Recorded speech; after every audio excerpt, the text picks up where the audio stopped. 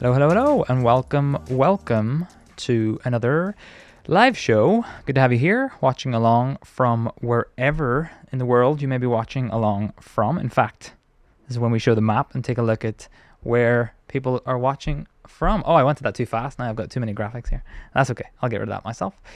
But good to see lots of familiar faces here tuning in. And just let me know, as always, in the chat if you can hear and see me just fine as well. I've moved my camera around this week, so I'm blocking half of my monitor, so I'm not able to read all the comments as they come in. But nice to see all the pins making their way onto the map. It's the map is a new feature in H2R Graphics that I chatted about last week on the live show. You can always download the latest version and give it a play with. There are a few hiccups along the way I've been hearing over the last week, getting the map to work just fine. But if you have any issues with it, you can always find me on Discord, and I will be happy to talk you through some troubleshooting steps.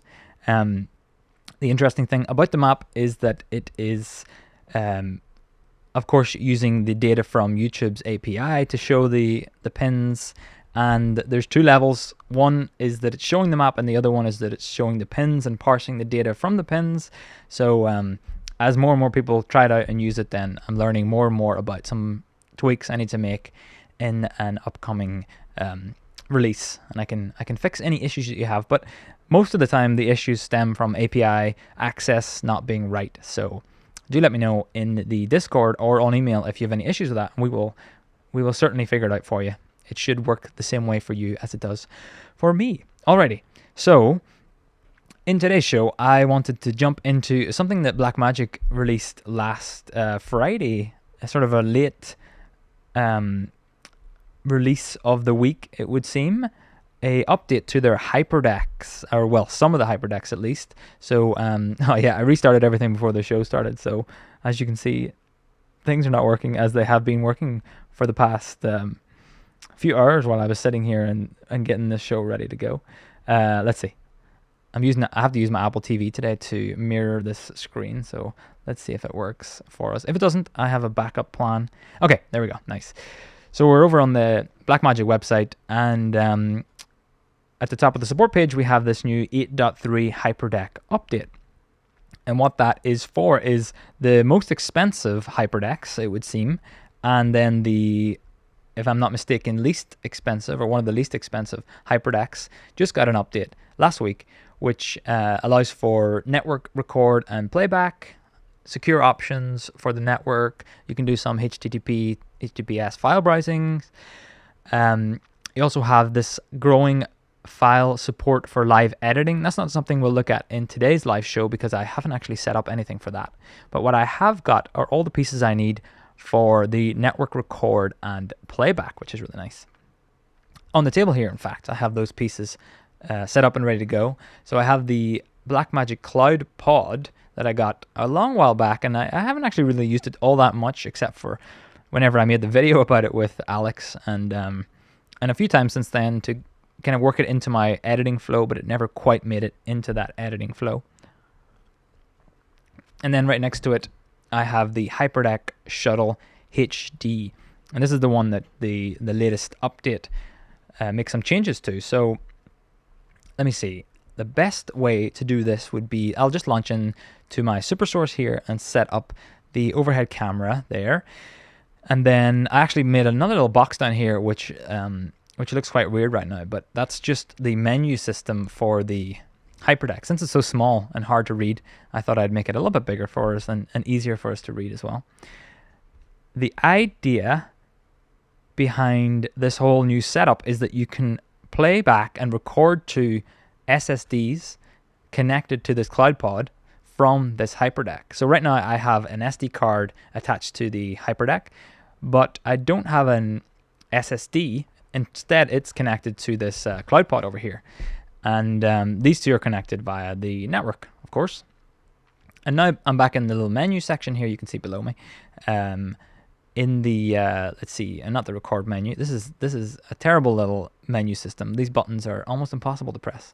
But if I head over to the storage section here, you can see that I have that SD card attached, and then I have this network storage as my second media device. In fact, if I head down to add network device, what you'll see is that cloud pod, which is the one that's right next to me here. It actually went red there because it realized something is going to be read from it. And if I go one step deeper, you can actually connect two SSDs to this device here. But I have my one Samsung, Samsung T5 set up, and I can just set that as a network source, Media 2. I already did this before, as you saw, but that's how easy it is to get that set up and as an option within Media 2 there. And then from there, I can either record or playback files that are on that SSD.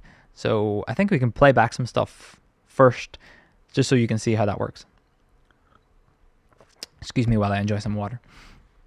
I'll just cut to the a strange screenshot of me there, or stop of me there. But this is from the HyperDeck itself. And in fact, if I just back out of the menu system and hit this scroll button, you can see here that I am on my T5, and it is one of the files that are on the T5. And if I jump through the files on this T5 here, you can see I'm just using the controls on the HyperDeck itself to jump between. In fact, maybe this would be a bit easier if I was to. No, I'll skip that for now. Yeah, so this is all the files that are on this HyperDeck. Oh no, sorry, not on the HyperDeck. They're on the SSD attached to the cloud pod on the table here, which is quite neat. So it allows me to access all of the files that are on this. What's weird about it, I must admit, is the way that you can navigate between the files. So if I just keep jumping ahead here, you'll see I finally get to, I'm on sort of the top level of the Samsung T5 right now. And anything that I've recorded directly to that main folder is sitting here in alphabetical order. You can see I'm going through C, H, and so on. I'm going to just keep going until I get to the end, because I want to get to the folder structure as well. I've recorded a lot of stuff to this drive, as you can see. A lot of random videos, faces going past. Okay, cool. So I've moved further down into the file structure now, and I see subfolders within that. So for example, I shot all of my bird dog camera footage on this SSD. I actually had it connected to the ATEM at the time, but now it's connected up here to the cloud pod. And if I use the scroll button on the HyperDeck, I can go down folders and then only search within those folders. And the way that they described it in the video that they released about this workflow, which was apparently about 10 months ago, I just happened to find the YouTube video earlier today, where they originally released the CloudPod stuff, and then they talked about this HyperDeck thing.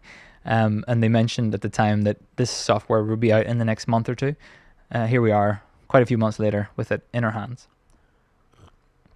But I know what it's like to release some software, and especially if it's pinned to hardware like this, it's not always that easy. But we finally got it.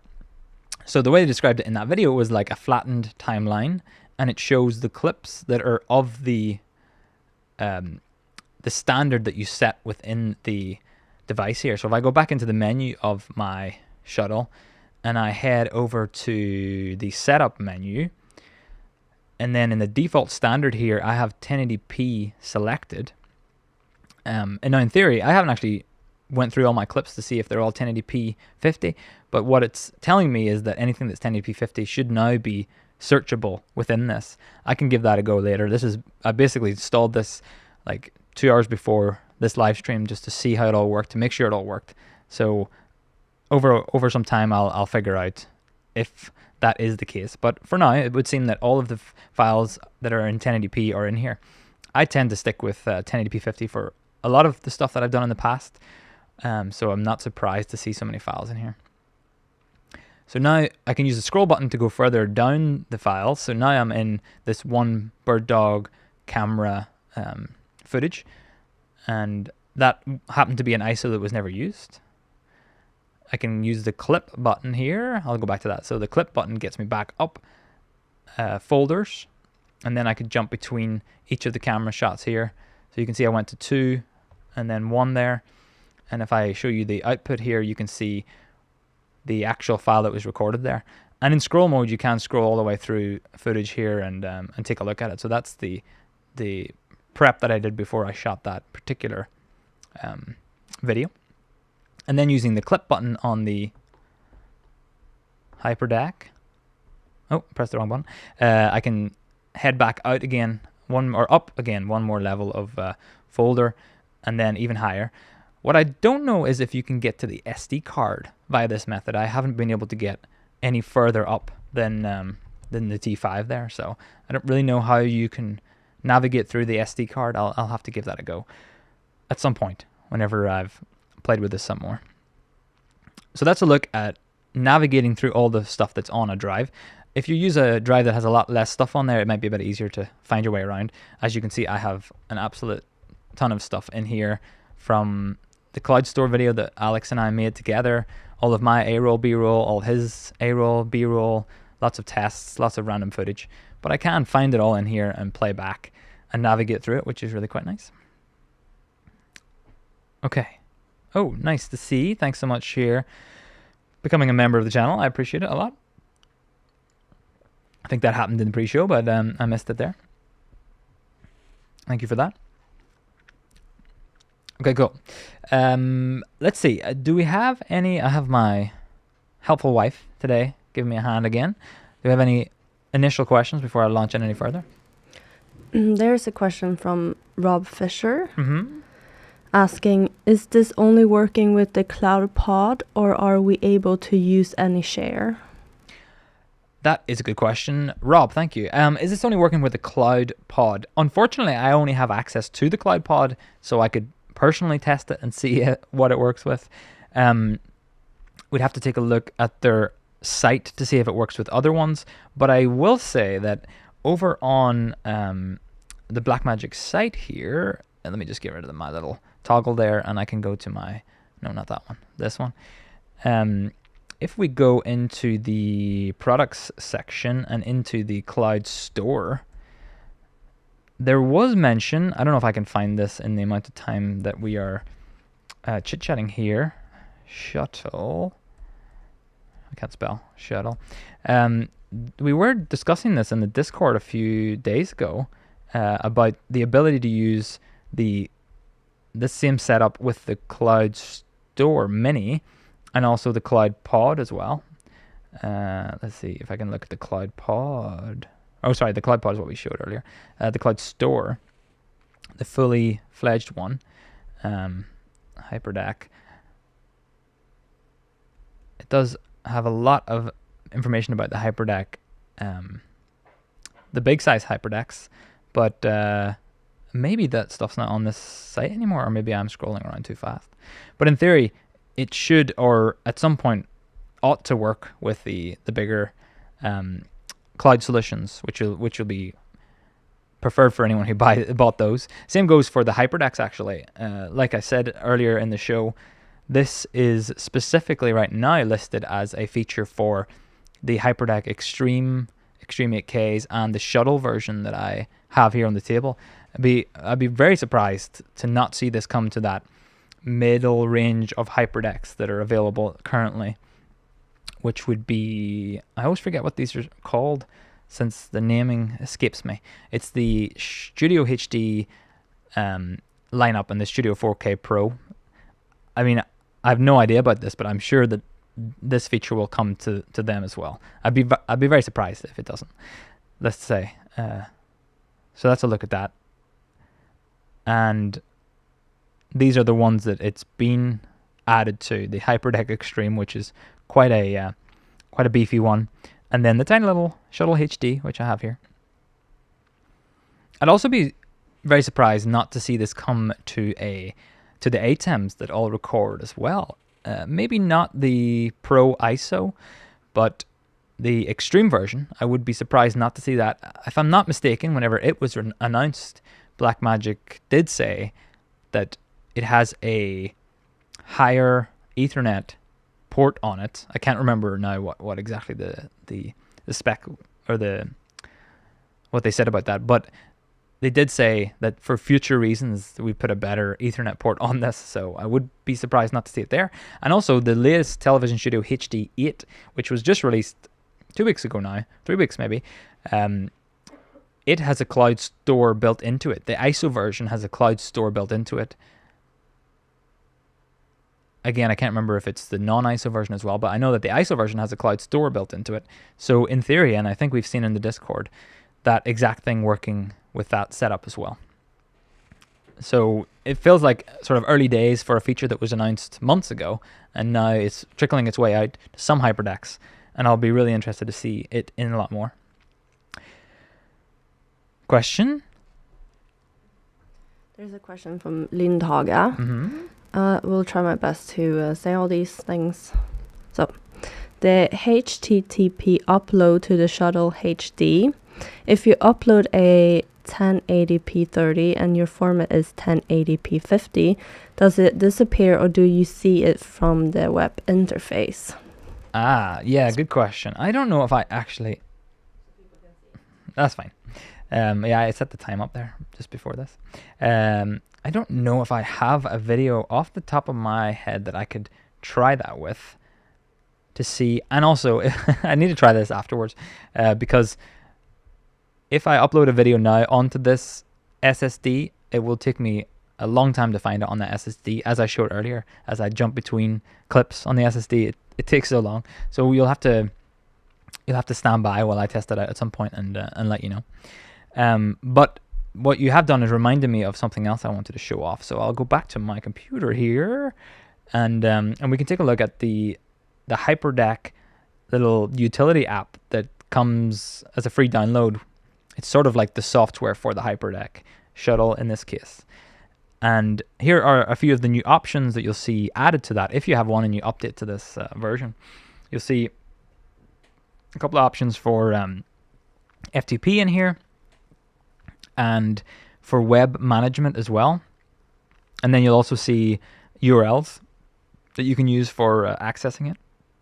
And also, how do you want the protocol to work, and how do you want people to administer it? Now, interestingly enough, I'm finding that this might be broken because I did plug it in over USB just now before the show, and I did click on USB and Ethernet before the show, and I unplugged the USB because I only had a short one, and it's now stopped working to control it over Ethernet. But I don't really need the control for this particular purpose. What I do want to do is visit this HTTP URL, which I can do in my browser here, and also that doesn't seem to be working either unless I go in and change it to HTTP. Maybe I have something funky going on in my settings, but I think that there's a little quirk going on there with HTTP versus HTTPS. All that is to say that now here we are. I can take a look at my HyperDeck Shuttle HD. I'm running this over the local network here, and I'm connected to the HyperDeck, which is on the table in front of me here. I forget which camera it was. That one. So this HyperDeck is being exposed on the network as HyperDeck Shuttle HD.local, and we went to that URL in my browser here, and now I can see that SD card that's attached to the HyperDeck. Strangely, or maybe not strangely, but it doesn't show the SSD that's connected via the CloudPod. I suspect that if you want to access that, you should go in via the CloudPod connection. Instead, it will show devices connected to the HyperDeck, like this SD card or maybe an SSD that's directly connected to that. And from there, I can jump into the SD card. A lot of S's, and I can see all of the stuff that I have on my SD card. So I actually just use this for rich text files. In prompter mode, I use that a lot for the HyperDeck Shuttle HD is sitting on my desk here all the time as a prompter that I use for a lot of my videos now. So that's what I have on here, and I could add new files in there if I wanted and make folders if I really wanted to. But I could just upload a file off my computer and it just sends it directly to the SD card on the HyperDeck, and now I can play that back, and it works instead of having to unplug the SD card or connect via FTP, which is something I was doing previous to this to get files onto the HyperDeck. So that's quite neat. I like this little improvement. It's nice to see. I see another question coming in. Are you ready for that? Yeah. Well, there was a question before from CN Registreur. Nice. Can you set the clip to play on the ATEM Software Control when it's stored on a cloud pod? That is something I have not tried, actually. And I also closed my ATEM Software Control before. And I can definitely try that now though. Let me see here. I've so rarely use the ATEM Software Control to connect to Hyperdecks. So I need to go find the IP address of my Hyperdeck, and then I will get you the answer of that. Let's see, where is it? Oh yeah, of course, I have the software open here. So you asked, could we see files? So I'm just in the ATEM Software Control here, and I can add the Hyperdeck as an option and connect to it. And it's connected now. So now I have my ATEM to Hyperdeck connection set up.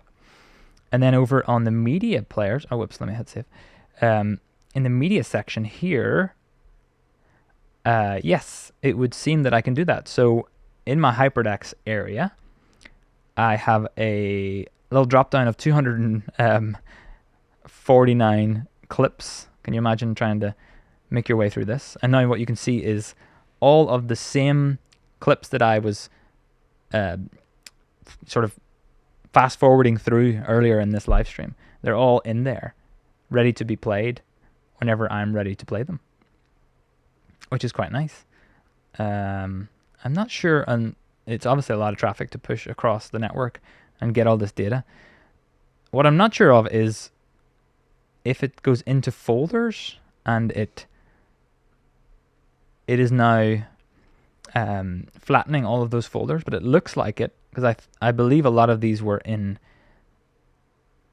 custom folders before. Yeah, they were. So here, for example, this Welcome to Dashmaster 2K, this is all an ISO project that I had recorded on my ATEM SDI Pro ISO.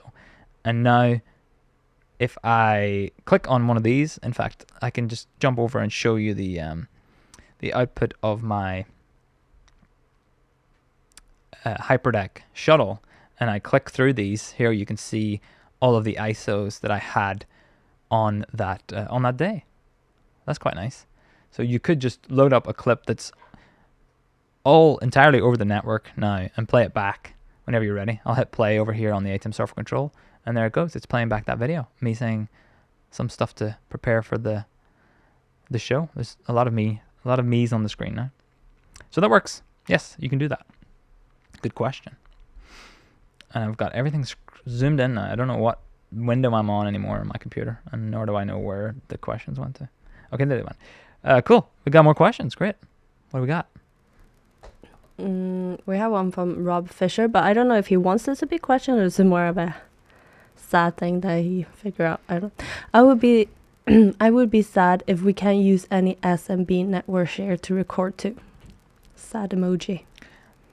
You would be sad. Yeah, that's a question. Maybe it's a question. I'm not sure.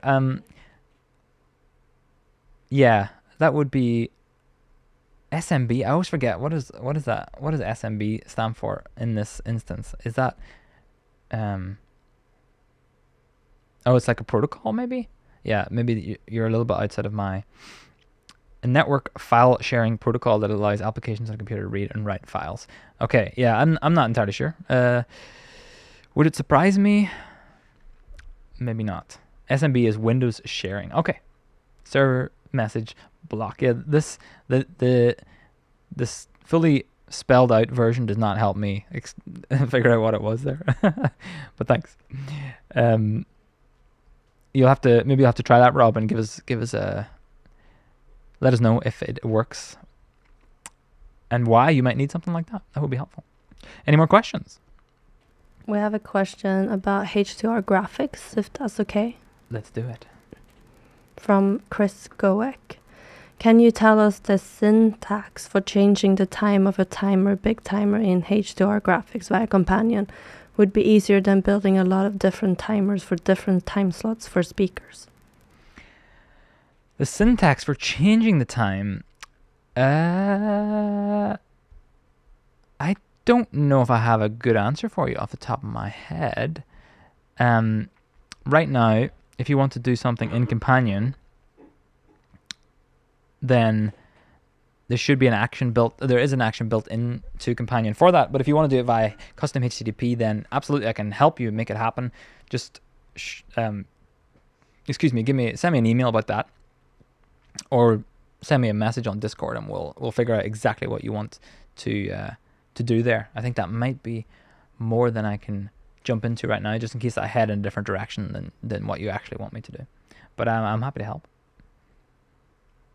How you doing over there? Are you well enough to keep reading questions? Yes.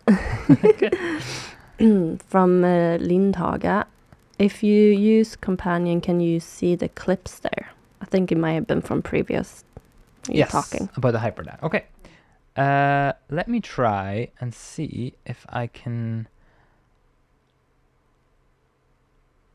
make that happen right now. I don't think I have Companion running here on the computer, and if I launch it, it's version 3 of Companion, so we can try and see how far it gets. Not that one, but this one. I've changed everything today, so I'm pressing all the wrong buttons. This is version 3 of Companion. If you haven't tried that yet, then I recommend launching in and giving it a go. But here I have the HyperDeck. Oh, bad start. Oh, okay. We're good. I think I still have the HyperDeck. Yeah, there we go. And is Shuttle HD an option here? It is. So I'll save that. I'm connected to the HyperDeck now, and then over in my buttons area, I thought I could see some presets for that, but no, that's okay. In the HyperDeck, oh wow, yeah, okay, this answers your question nicely. So here I am in the variables section for the HyperDeck, and here you can see all of the clip names that we looked at before, all of those episodes of show and tell that I've shot in the past. All that stuff is in here. So I assume that the HyperDeck is serving all of that data up to the network, and then the ATEM, like we looked at before, or in this case Companion, is just able to grab all of that same variable data as it could before. So we have all of the same clips as before, 249 clips here in alphabetical order that you could just grab and use. Again though, it's not serving the SD card clip, so there must be a way to switch between media on the HyperDeck Shuttle HD, which is something I haven't actually done before. I've only ever really used one media at a time, so I suspect that's why I'm not seeing the other one. I think we got time for one or two more questions. What do we have? There is a question from Mark Donnery, saying good morning from Vancouver in Canada. Wondering what your preferred method of playing graphics and videos is. I have a large stream coming up where I will need to play loads of videos. Well, I mean, it would be wrong for me not to say H2R Graphics for the graphics, of course. That is what I use for all my shows here, obviously, H2R Graphics. I don't tend to impose that upon customers when I go out and work with them. So for other people, I ended up using all sorts of everything. Things like the ATEM. Actually, you know what? The most used one that I use on my freelancing jobs out there is because other people like to just use PNGs in the ATEM Software Control. That's what they're given by their client, and they're happy using the ATEM Software Control. So I just continue using that, and that's the way that it goes. For the graphics, though, I would try to choose H2R Graphics, of course. For videos, you know, I know that I have video as an option in H2R Graphics, but I find that I have built that specifically to be used heavily for like looping videos and sort of loading, and like a video like this where it's just a shoot up timer video that'll just play for 10 minutes and stop at the end, or a little looping video that you just want to use for the background of a super source and stuff like that. If I'm going to go deeper down into the video world and actually be the video operator for a show, in the past, again, for me, a lot of this stuff comes down to what my the people hiring me, what tools they have, and vMix tends to be one of the main ways that I've done that in the past. So you can load up lists in there and just play through all the videos, and it's built really well for that kind of use case, and it plays well with other vMix setups. So that is what I've used in the past for a lot of video productions. And maybe in your case you have full control over all of the video pieces, so you could head down the play out B direction, or you could head down the MIDI direction or the vMix direction, or QLab as well for playing videos. You have, luckily or terrifyingly, you have a lot of options, which may or may not be good and work in your favor. So I hope that helps a bit. I just want to point at this one. The flattening of file folder structure seems not very scalable. I can't read. And that's one thing that I was really surprised by. Just to head back to the little demo here before we wrap things up for the day. Yeah, not that. All the buttons. Put that back on again, and then I'll go back to this one. So whenever I loaded up this little search menu here to try and give things a try, what I thought I could do would be go down a level here and then use some other button to go between folders. That's what I was hoping for. So this like back and forth here would be giving me the folder level that I'm on right now. And then I could go deeper down again and go through the folders beneath that. But instead, the way that it's built here, it ended up being very confusing. I ended up having to go find the original video to see exactly what was going on. Did I get it wrong? But to flatten everything, to try and find my way back, all the way back to the first file on this 250 potential videos in here, it was quite the exercise. So I'm not entirely sure if this is the best way to control that. You can see extreme close up of me there. Yeah, it took me a bit of reworking in my brain to see how it works. Alrighty, we have nicely rattled through this and did a little demo. My plan for this week or next week is to make a YouTube video specifically about this setup and how it will work together in terms of playing back and recording as well. So if I missed anything in this live stream, then I'll be sure to cover that in the in like an official video as well. Thanks so much for watching and joining in on the live show, of course. Good to have you here. If you want to chat some more, you can always head over to the post show, which happens before and after all of these live streams over on Zoom. And if you want a link to that, you'll find it on the community tab whenever you're a member of the channel. You can jump in there. There was 5 or 6 of us hanging out before the show, and maybe they're still here. I'll find out if they're still hanging around. Thanks for watching along. Thanks to Sani for asking the questions, even with a slight cough in the background there. And yeah, I'll see you again next Monday for another live stream. We'll see what happens. I'm hoping by then that maybe I will have a loaner of a Television Studio HD8 in the studio here, and we can give that a go and maybe a little workflow walk over and see what kind of stuff I can find about that. Hoping to see that come into the studio this week or maybe next week, so it'll come up on the live stream pretty soon. Alrighty, that's about it. I'll see you in the next live stream. Bye-bye. Until then. And thanks, as always, to the supreme supporters of the channel, Jeremy, Revolutionary Lightboards, Marlon, and Jim as well. Good to have you all supporting the channel and all your faces here as well. See you next time. Bye.